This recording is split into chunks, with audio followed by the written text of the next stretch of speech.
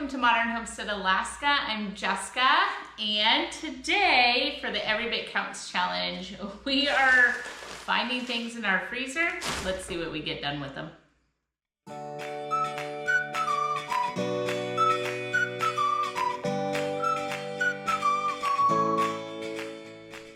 I like to start off these Every Bit Count challenge videos by first thanking those of you that have been with me for a long time and continue to show up and watch our videos. You are so greatly appreciated. Also, if you are new around here and just finding our channel through this challenge, would you allow me a second to introduce myself?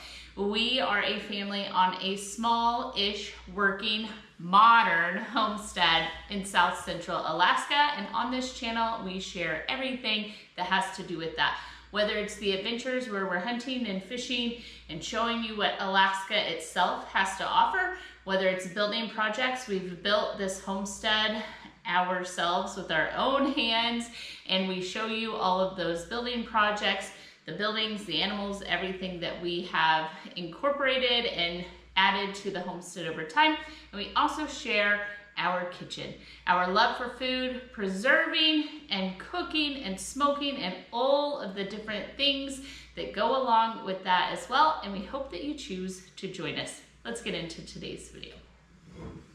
This morning my day started off super early. I already went and got hay for our cow. We have a dairy heifer.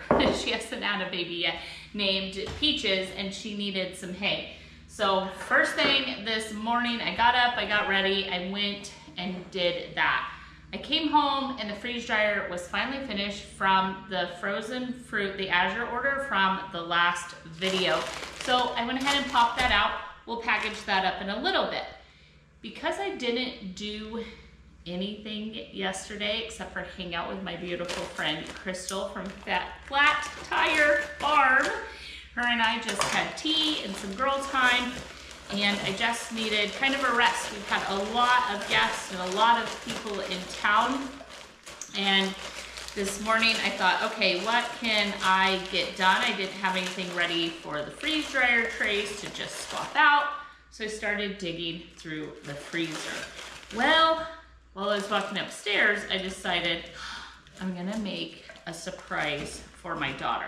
This is some older leftover rhubarb that we are gonna measure out, and what I'm going to make is a rhubarb strawberry jam for my daughter. So first we have to measure. We have 8 cups. I'm going to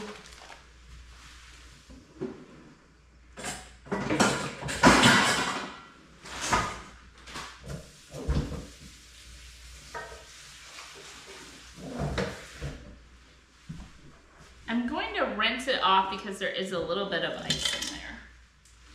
All right, so the first bag, we'll just call it about 8 cups. These stay sealed a little bit better. 2 more bags.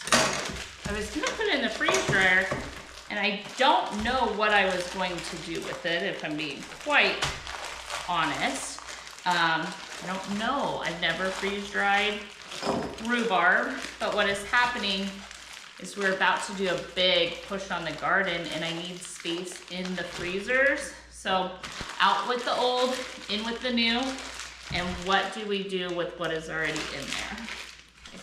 Let me get these broke up and measure now. Going to work. So here's something else. I go to Costco and buy organic frozen fruit a lot, and who knows, this winter as we start eating through things, I'll probably do it again. And I wanted to use up these strawberries. They're getting a little ice on them. It's fine. And so we're doing strawberry rhubarb. So for every 5 cups, I found this recipe on Pinterest, I'll link it. So for every 5 cups of rhubarb, she wants me to use 2 cups of strawberries. So we'll call this 15.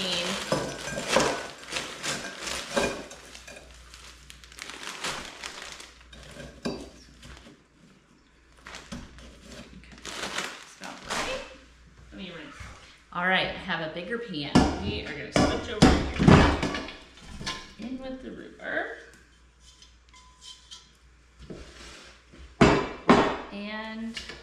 the strawberries. Perfect. And for each batch, the 5 cups plus the 2 cups of strawberries, 2 1/4 cups of sugar.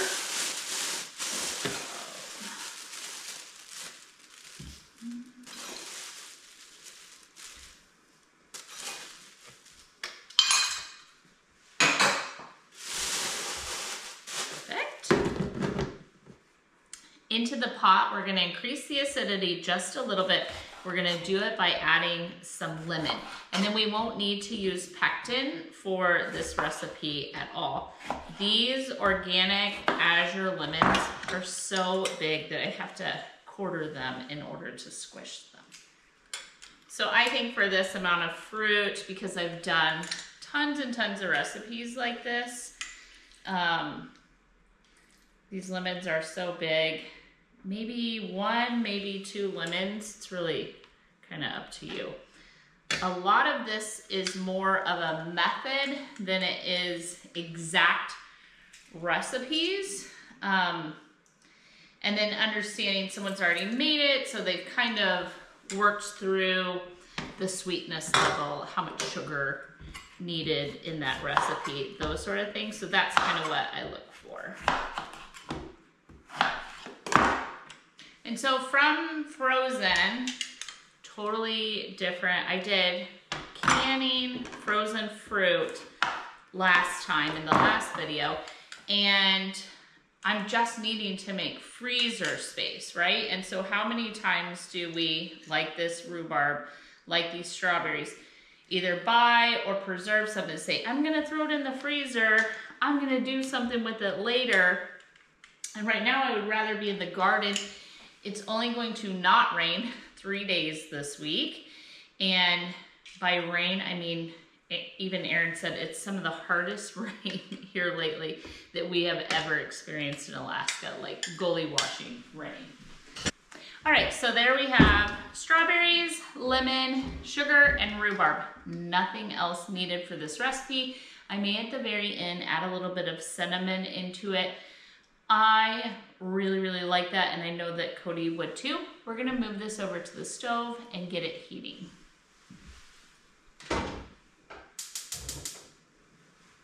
We're going to keep stirring it as it comes down, and we're looking for a temperature of 220 degrees. I'll show you what it looks like when we get there. I went into my garage freezer to see if I could clear anything out of there. We have another small freezer in the garage, and the intention of that one would be for freezer meals. Things that I can just grab right there. Our pantry is right behind this wall, and I want to just be able to grab things to make for dinner and not have to go to the long-term storage down in the basement. And so I throw things in there. And then I had a lot of help throwing things in there. My mom, my husband, my children. So I started going through that to see what can I pull out. I already brought up this whole basket of things that turned into now jelly. I want to see what I can freeze dry, because I do still have that goal of having everyday items, peas, carrots, onions, all of that freeze dried, where I can just throw them into soups and things like that from half-gallon jars. This is celery from last year. It's still good. I literally used it this last week. This is how I do herbs a lot. I just throw them in paper bags. Celery, kale, those sort of things, they freeze, and then I repackage them.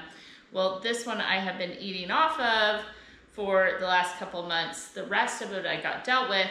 I saw that in there and went, you know what, I'm gonna package that up into 1 cup packages and throw that in the freezer, because frozen celery is my favorite way of using it.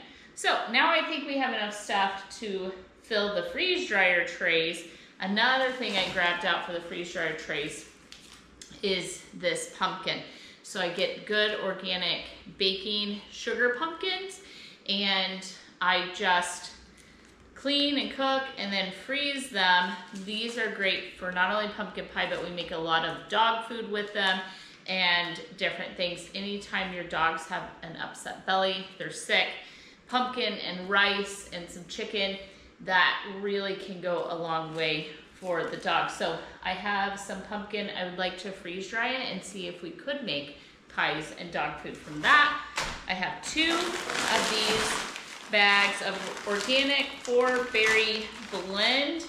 I don't want to freeze dry these because half of the fruits, like the strawberries and such, have to be cut in half. So I have another idea of what to do with those. And then let's start filling trays. So I did grab the food saver out because some things are still my favorite frozen. And so let's start with tray 1. I have 2 open bags of peas. So a chunk like this, we'll set aside. These come from Costco. I've never grown enough peas to be able to do our own shelling peas. I'm super interested in what these are like freeze dried. It would be so nice to do like a vegetable beef. I would like to can some ground beef eventually, or ground moose. And then, you know, you grab some of these freeze dried or whatever off the shelf, throw a little bit in with some broth, and you have a vegetable beef stew literally just in minutes.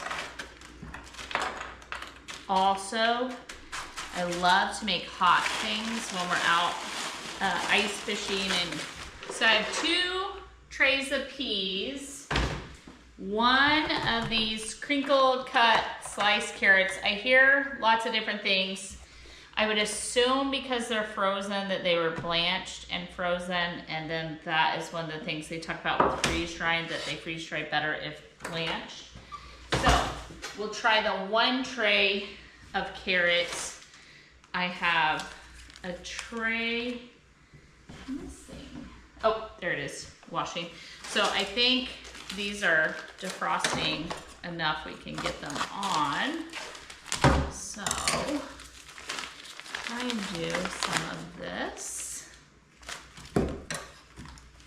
Pumpkin goes. I think this would make really good baby food if you freeze dry it, because all you would have to do is add a little bit of water to the puree. That might work. I don't have a baby, but I'm just thinking back when I was a young mom. All right. So 1 tray of pumpkin. I'll let that come just a little unfrozen where I can smash it. One more thing to freeze dry. So what I decided to do, because I don't know that I'm gonna love the freeze dried peas, and we do use a ton of peas around here, is I'm just going to put it in this food saver bag so we're not getting it frostbit.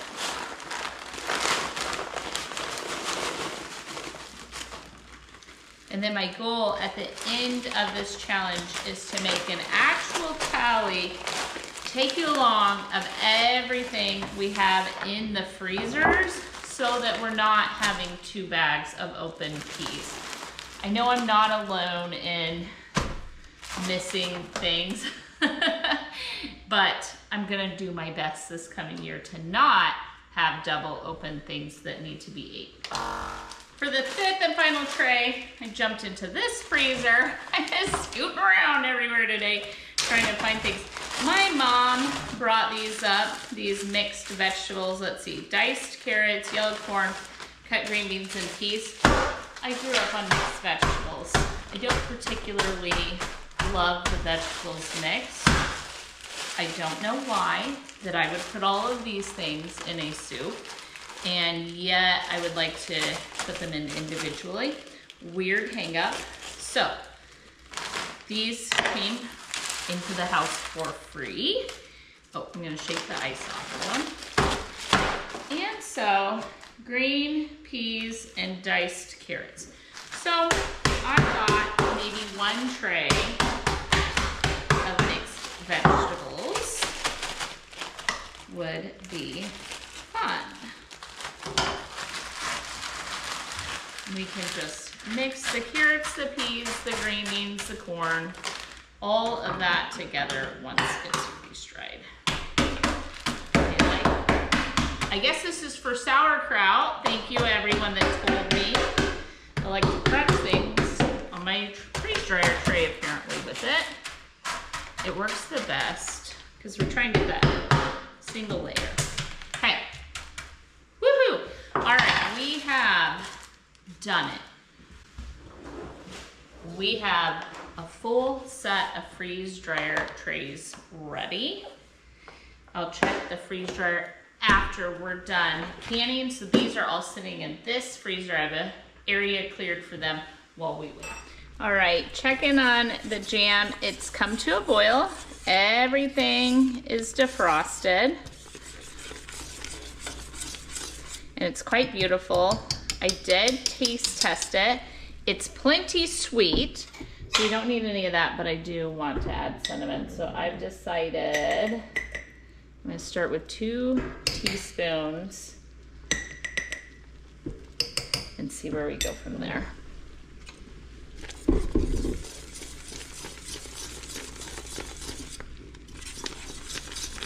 The reason I know I can add cinnamon is because I make a lot of fruit butters. So apple butter, pear butter, peach butter, all of those have cinnamon in them. Cinnamon is just a spice. If we're right on the sugar and acid content, it'll make a jam, a jelly, a fruit butter, something like that. But I want to try it.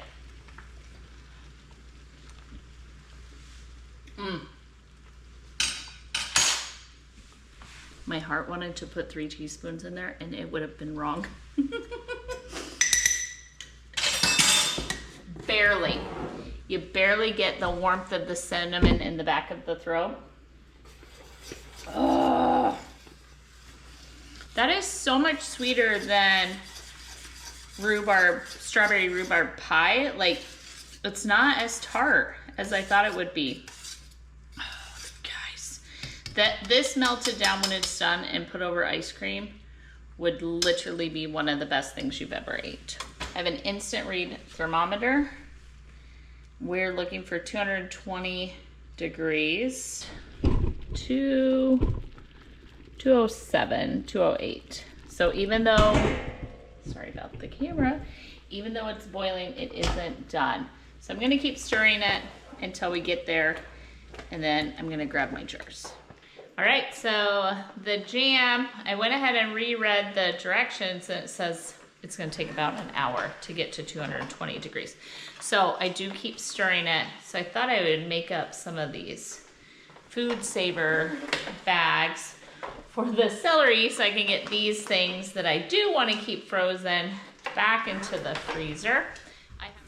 All right, we have it. We're ready to jar. I wanted to show you something off this plate. What I was looking for. So the jelly went from, as you can kind of see here, super, super runny. That was one of the dots, to this. When I tip the plate, the jelly now on the spoon is completely set up. This jelly isn't running. All the other jellies are gonna run down the plate. Now we know that it's done. It's thick enough. It is totally ready to jar up. We're gonna do that, little for sleeves. I have my hot jars, and right behind me, I have the water bath canner coming up to temperature. So we have hot jars ready to go. The funnel goes in. In my last video, we did a cold pack, and I explained what cold packing is, and that is everything is room temperature when it goes in. The water is cool, and then everything comes up at the same time in order to heat the inside of the jar, whatever's in the jar, at the same time as the outside comes to a boil. So on this one, we're hot packing. So what's happening is I have molten liquid here. So we're being very, very careful, taking our time, because this jelly could scald me. and then the sugar would stick to your skin and you get little splatters. You have to be really careful and it can be really, really bad. I got this cute jar from our neighbor Carolyn. I think she said they were her mom's. And so we're gonna give Cody her first jar in that. She'll of course bring it back and we'll use it for a jam or jelly down the road. And we're just gonna fill. I did my family size jars. So on the cherry jam that I did for my grandma, I did a lot of jelly jar size, which is a ½ pint. And then when it comes to something my kids are gonna open and eat, Cody does a ton of peanut butter and jelly sandwiches, and she takes them when we go fishing and when we are hiking or doing whatever outdoor activity, and she also eats a lot of them. She takes her lunch to work every day and is kind of frugal like that. So she will go through a larger jar of jelly than what my grandmother goes through. So, plus there's 2 anyway. So I'm gonna do a few regular pint size jars, and then I may do a handful of ½ pints as well.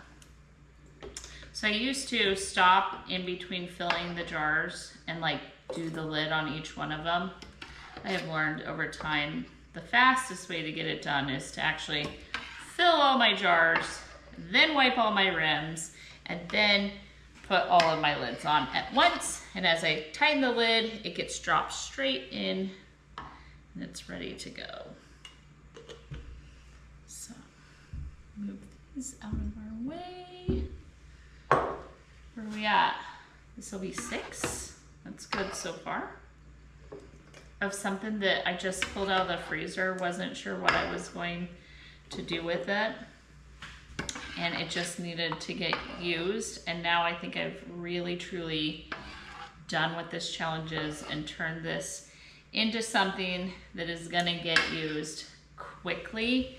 And not only the use quickly, it's going to be really, really enjoyed. I kept taste testing it along the way to make sure I wasn't right and didn't need that 1/3 teaspoon of cinnamon. I did not. I never needed it. This is beautiful. It really, really broke down. There's no big chunks. So this was a much more, okay, I would say this method is halfway between a jam and halfway between a fruit butter. A fruit butter is cooked down for hours on hours, condensed, gets really, really thick. This is a similar texture, but it's still a little lighter texture, leaning towards the jam, but it's really broken down, so you're not finding any whole strawberries or whole pieces of rhubarb in here.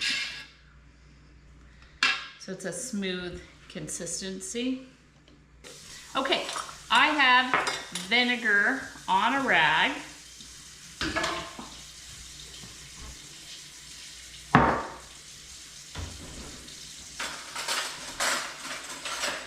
I'm gonna even out these 3.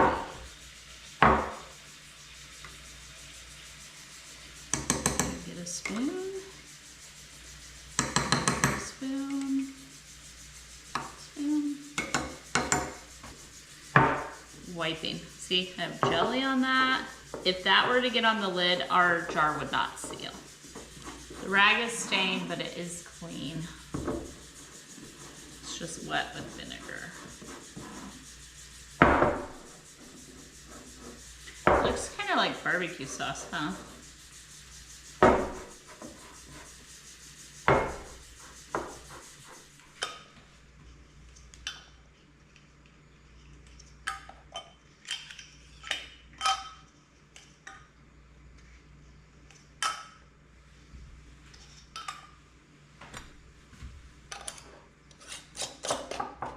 Finger tight. That means just get it on and barely turn it.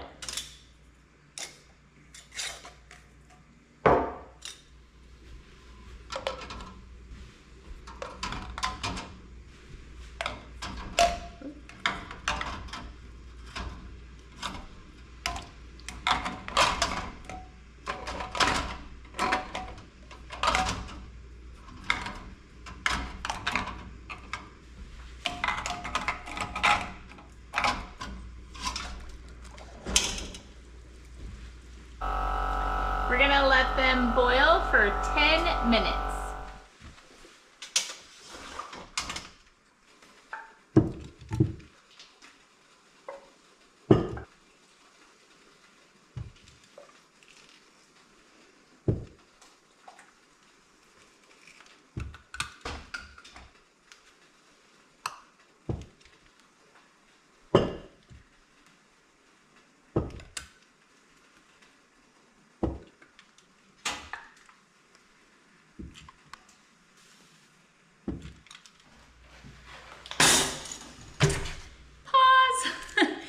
I made a total disaster on my kitchen. I spilled the celery, so now it is on the floor everywhere. I processed what I could, pushed through, got the last jar out of the water bath canner. Everything is cooling down, so I'm gonna take a minute. I don't like that these are starting to defrost. They're not defrosted, they're still frozen. I'm gonna run these, get these in the freezer, clean up the kitchen, and then we'll do one more project. Let's get started on the next, from the freezer to a project, turning these things into something that I can quickly grab and use later. I want to share with you one of my absolute favorite pie recipes. Every pie like this that I had ever tried, I did not like. I don't like a lot of fruit pies when you buy them at the store or get them at restaurants because it's like jelly in the center of the crust. I want some fruit. I want some sort of life to my pie, and I just don't want it to be a jelly fruit pie. So what I like to do is make pie fillings, get them frozen in the pie pan that they will later be made into a pie in, and then pre-do it. This pie takes a little bit of time to kind of put together. It's not as simple as maybe an apple pie, and therefore I want to pre-get some of this turned into that, which would move it from the fruit and vegetable freezer into a different freezer. So I looked back at my recipe for this to make sure that I'm getting everything right. So what we start out with is for every 5 cups of fruit that are going to be cooked into the pie, we reserve a cup of fruit. 5 into this bowl, and for every 5 we put 1 over it. There we go. Easiest way to say it. 1, 2, 3.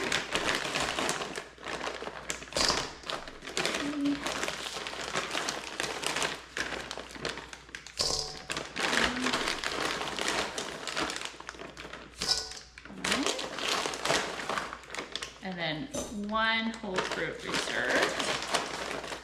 Measure this out. 1, 2, to the side.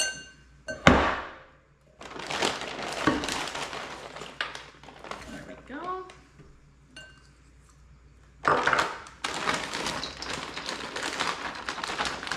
All right, to the pie mix. So we're just gonna set this whole berries aside for a minute, not have to worry about that. To this, I need 3/4 of a cup per batch, and we have roughly 3 batches, and so that would be 1.5 cups, 3.5 cups.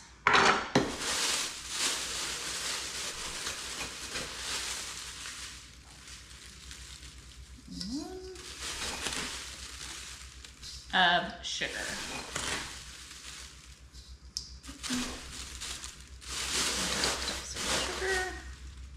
I wrote out my own recipe in my notes. Okay, and then for each batch, 3 tablespoons of cornstarch.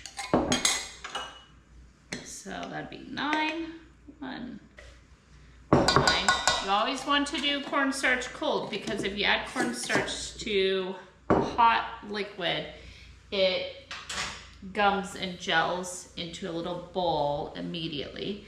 A pinch of salt per batch. A pinch is about 1/8 of a teaspoon. Perfect. And then per pie, I like 1 teaspoon of cinnamon.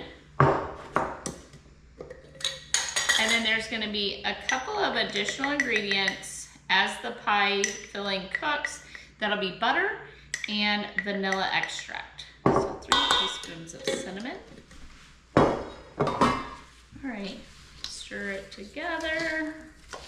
And then we're gonna get it in a pan and get it going on the stove top. Now, I wanted to measure it out and see how much, because I keep having to switch pans and bowl sizes. Am I the only one that does that? Of course I'm not. I have some of you comment on it. I always think it's gonna fit and then I need a bigger bowl. I always think it's gonna fit and then I need a bigger pan. But we wanna get the fruit coated. So it's fine to do it this way. I do know now this pan is gonna work and it's gonna cook down, so we're not super worried. And this can be done just straight from the frozen fruit. So when you have that surplus of strawberries, blueberries, raspberries, all the different things in your garden, in your yard, you've harvested, you've foraged, whatever, and you just freeze the fruit and you decide, okay, I do want to make pie out of it. This is a pie that has the jelly part from the fruit, but also has some good chunks of fruit in it as well, making it a very good pie. So start this just like we do the jam, and we'll stir it when it starts to boil. Then I'll bring you back for that. It's only gonna go for 3 minutes. All right, so the fruit is now defrosted. It's really, really thick. The pie has now come up. Look at that. Beautiful.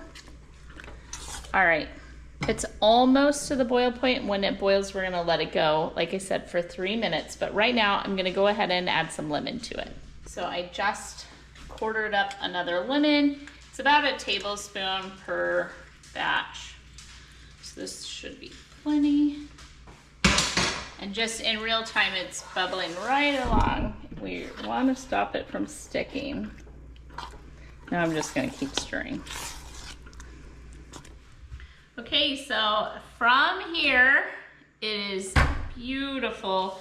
We are going to add in a couple of tablespoons of butter per pie, and then just mix that around while the butter melts. Now, if you are going straight into a pie crust, you do have to let this cool. So these steps aren't a big deal. They aren't slowing down your filling. You would make this pie all the way to the point we're gonna freeze it today, and then you would start rolling out your crust. You don't wanna put the hot filling into a raw pie crust. It's going to make it soggy. While those are melting, about a teaspoon per, with a little bit of vanilla. Now, it has this super jelly consistency. A lot of the fruit just in that 3-minute period broke down. It smells like Cold Stone ice cream topping, like vanilla ice cream with hot berry jam on top. Oh, it smells so good. I love it. Steam. You can see, like, it's very, very thick jelly.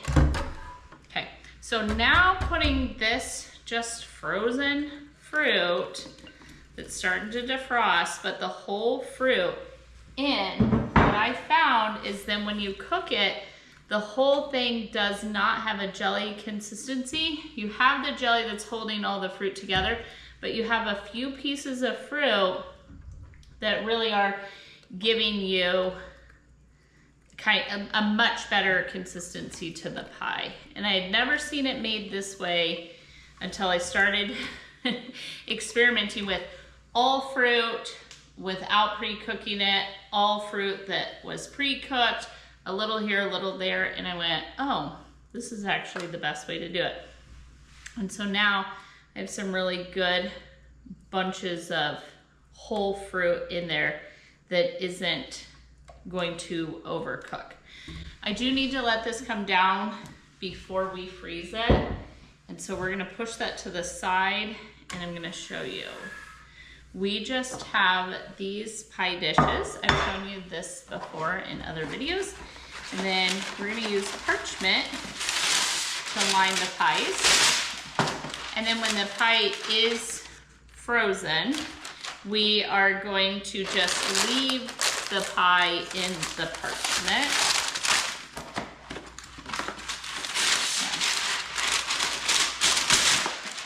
Getting 3 pies ready. Someone had asked why move things that are frozen to the freeze dryer or can them or process them in a different way. And what I try to do is make things as easy as possible in the long run so that when it is fall baking, that I can quickly grab out a pie and have it for our family Sunday dinners.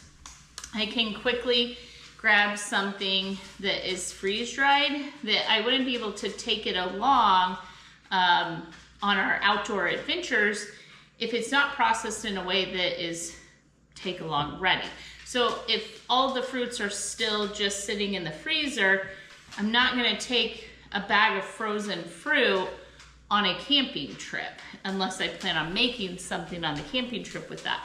The other thing of getting all this to a usable state that is just quick and easy is I can one day make a ton of pie shells, pie crust, and then pop them in the freezer for months.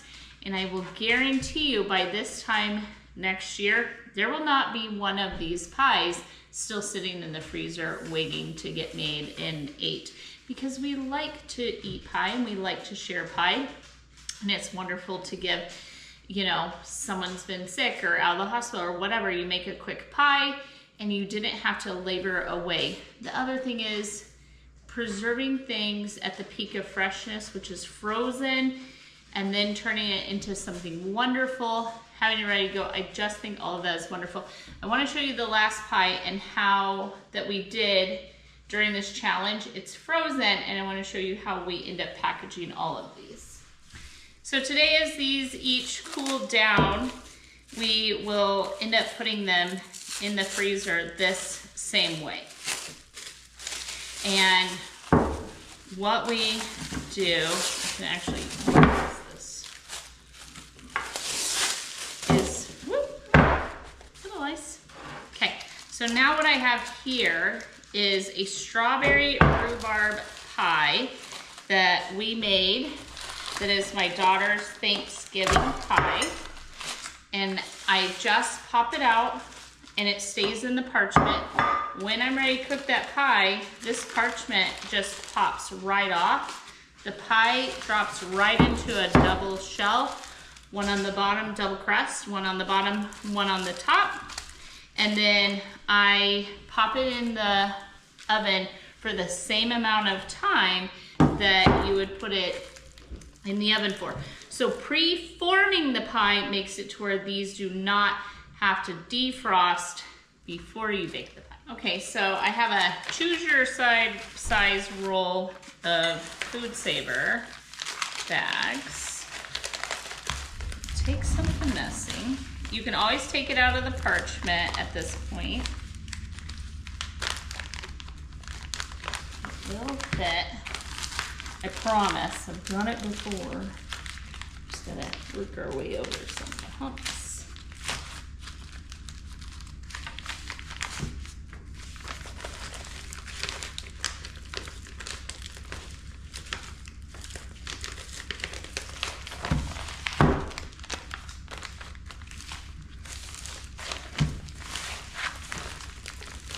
Now I do label it because all these pies will look the same in the freezer. So there we go, perfectly. It does go in. And then we're gonna seal it up so it's not getting freezer burnt. Now, just imagine, we now, instead of having them in like pie tins or whatever, or big boxes, these stack beautifully in the freezer, just like this. You could even give this away if you wanted. If Cody was like, hey, I'm making a pie, can I have a pie? Absolutely. So this is the one from earlier in the challenge, and now we've made 3 more. So we're up to 4 pies ready to go this fall and winter.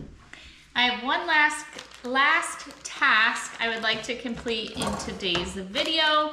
And you guys, I've gotten so much done just in this section. I have these jalapenos. I've let them kind of defrost a little bit, taking off the tops and the bottoms.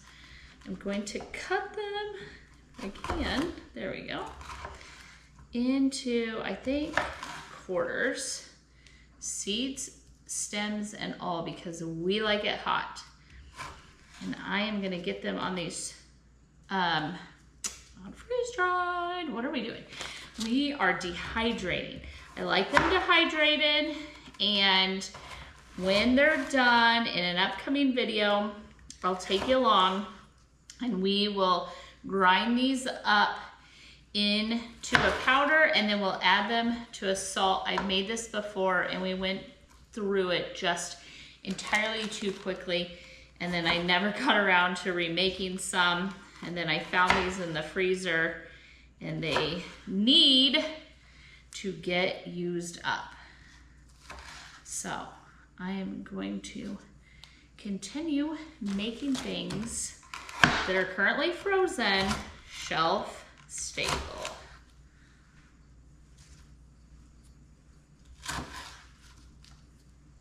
Lots of airspace.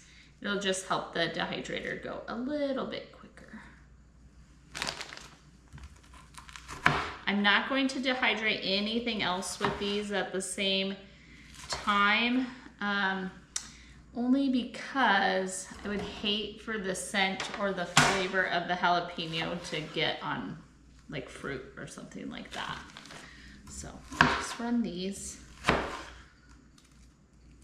I can get these a lot of times Costco, Azure, different things like that. I had hoped to grow a ton. I don't know if that's gonna happen.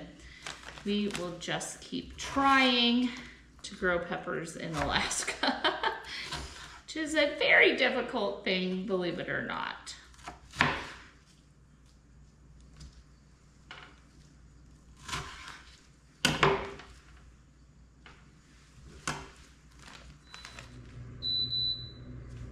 Okay, we're gonna do 12 hours at 135 in the dehydrator. We'll check on them. If they need to go a little longer, we'll let them go. Okay, let's start filling these pie shells. So I'm just gonna use a measuring cup. Do 1 cup at a time.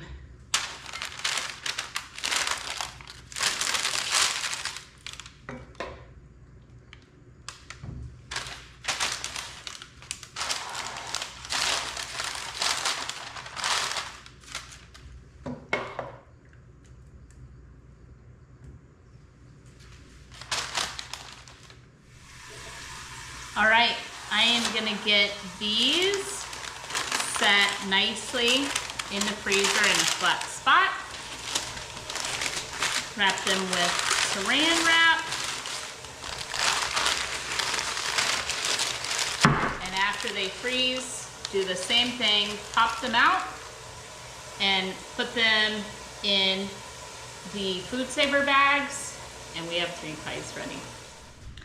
Thank you for joining us today. I hope you enjoyed this video. If you did, would you do me a favor and hit that subscribe button? If you ring the bell, you'll get notifications.